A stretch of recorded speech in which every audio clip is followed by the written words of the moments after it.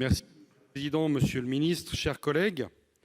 Cet article 6, il m'interroge et il m'inquiète. Il nous inquiète d'ailleurs un certain nombre de personnes, notamment sur les bancs du groupe de l'Union centriste. D'abord, je voudrais revenir sur les conditions d'examen de ce texte, et notamment de l'article 6. Nous avons connu ce texte samedi après-midi, nous l'avons examiné en commission lundi matin, et nous sommes mardi soir.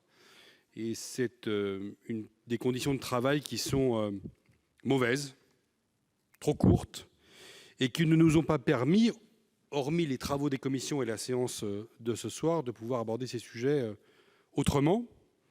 Par exemple, la présidente de la CNIL a été auditionnée ce matin par nos collègues de l'Assemblée nationale, et je trouve que si nous avions eu plus de temps, nous aurions pu avoir un débat entre la rédaction du gouvernement et la CNIL, et entre la rédaction meilleure de la commission et la CNIL.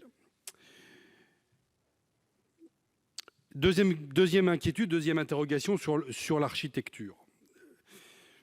On est dans le solutionnisme technologique, c'est-à-dire que, et je ne veux pas contredire mon collègue Bargeton, mais on plonge tout de suite dans la réponse technologique à des problèmes qui sont avant tout humains d'ailleurs. Pour être d'un département qui a été touché par les premiers clusters du Covid-19, des enquêtes épidémiologiques, des enquêtes de traçage social et de remontée de la chaîne épidémique ont été menées en Haute-Savoie, elles ont été menées dans le Haut-Rhin, elles ont été menées dans différents départements. Aujourd'hui, même au moment où on se parle, elles sont menées.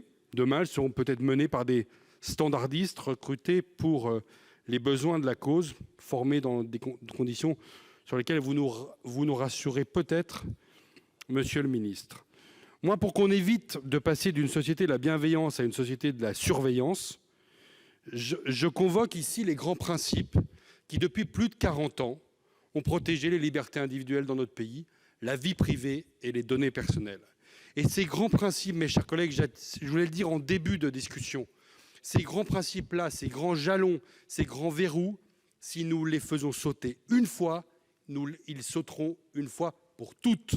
Et je ne crois pas du tout à un retour post-confinement, post-épidémie, où on reviendrait remettre ces verrous vraiment là où ils étaient à l'instant où nous les faisons sauter.